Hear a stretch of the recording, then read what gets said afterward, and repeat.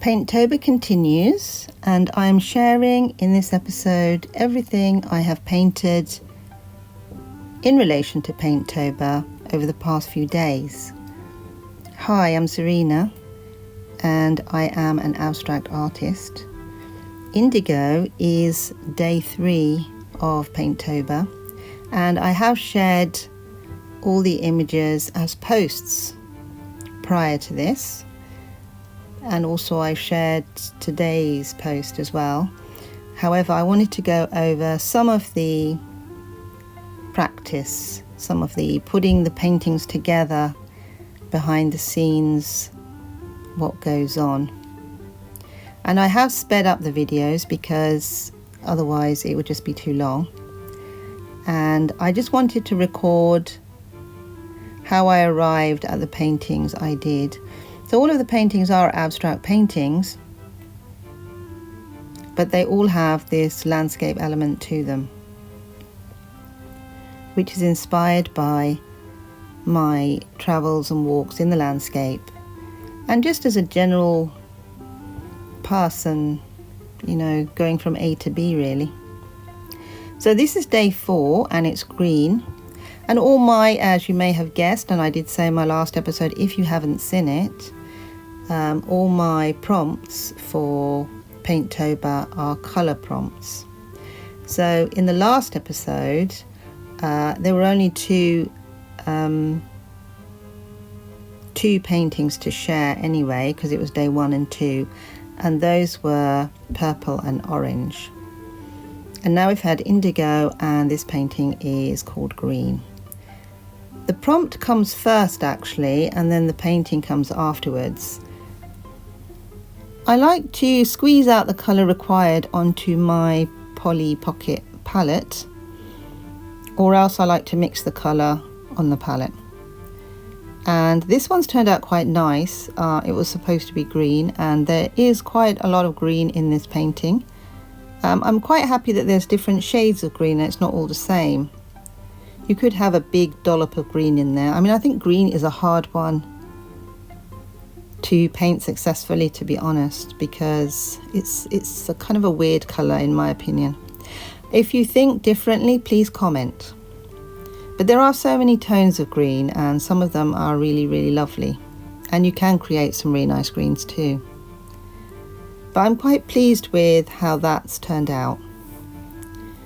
So the next painting, pink. With this painting, my initial goal was to keep quite a lot of the pink underlay that I had put down initially. But as it developed, I kind of went over quite a bit of it. So there was this band of pink, and I was thinking I would probably keep that. But in the end, that didn't really happen. And I think it's worked nicely. I was enjoying laying down these small areas of perhaps fussy colour rather than keeping big blocks. I mean, I kept the block of indigo. I just wanted that really dark area, and I added other little fun colours that I thought would complement the indigo and contrast with it. But I also kept quite a lot of that pink in the end, even though I thought I would have more of a block. So I didn't really plan it, and I think with intuitive painting, things happen and things appear and interesting stuff happens, and then when you're done with it, you're done with it. And I felt at one point that this is done, and it's very sketch-like, which I think has made it quite successful for me personally.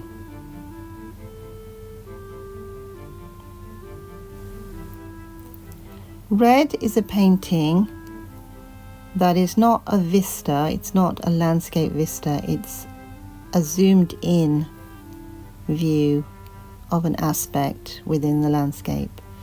And in this case, it's poppies.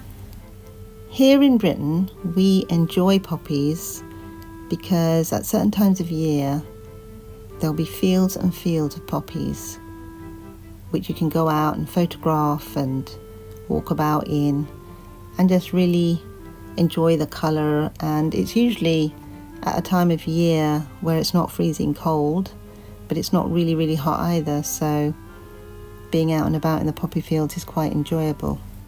They also signify remembrance and fallen soldiers, particularly in the First World War. I think it continues today as well. It's to do with conflict and tragedy, really. So there is that side to poppies, but poppies are quite beautiful and important flowers, I would say, in the world today with everything going on. Chartreuse is an interesting name for a colour.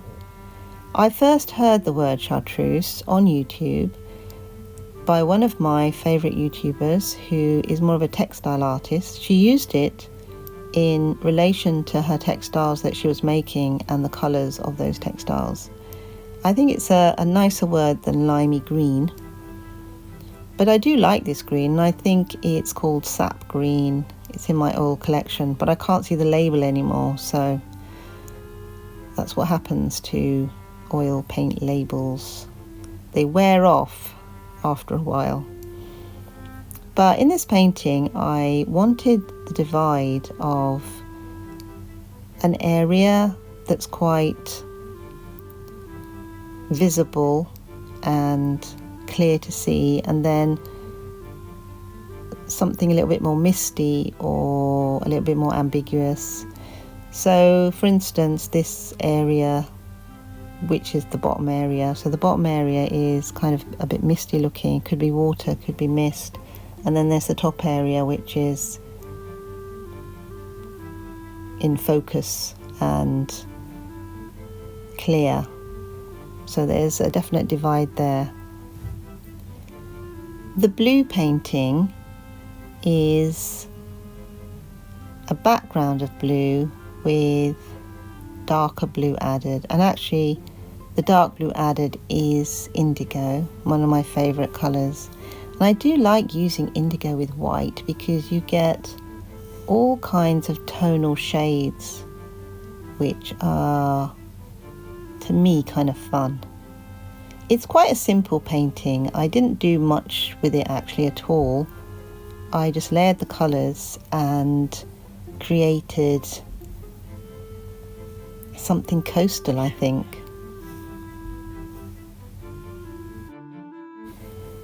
Magnolia is today's painting, and it's a subtle painting. It's not a huge vista, or I mean, not that abstract painting has to be a huge vista, but when we think abstract landscape, we do think more like a horizon. This does not have a horizon at all. It's more like you're in the field rather than looking at the field, so you can't actually see the sky.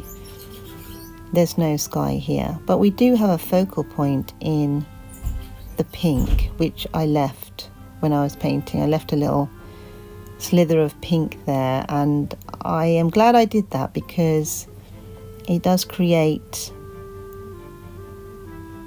that point of interest, and you're looking at it thinking, oh, what's this bit?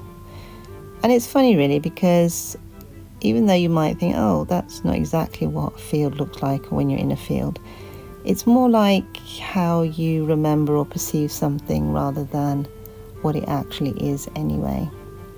And often when you paint in this way, in an intuitive way, things happen that you wouldn't expect, but they just appear, and then you recognize them for what they are. And that's the case with Magnolia, I think. I did have an idea of sanding back some of it, but you know, I might actually leave it because I like how we have some of those little rough edges, which are the marks I kind of enjoy looking at in my paintings. So going forward, I'm going to be sharing another vlog next week of the next 7 days, and in the meantime I will be posting the paintings as just images on a post until next week, and I'll carry on doing this for the whole of Paintober until we finish the 30 paintings. The paintings are not all the same size, they're going to be different sizes, and the last painting is going to be a larger painting, so I will be sharing that with you. It's an upcycling project that I'm doing with that last painting, so that will be day 31 probably. If you're interested in seeing any more of my work, head on over to my website, which is www.zarinakiani.co.uk, and there are more paintings there. Signing off for now.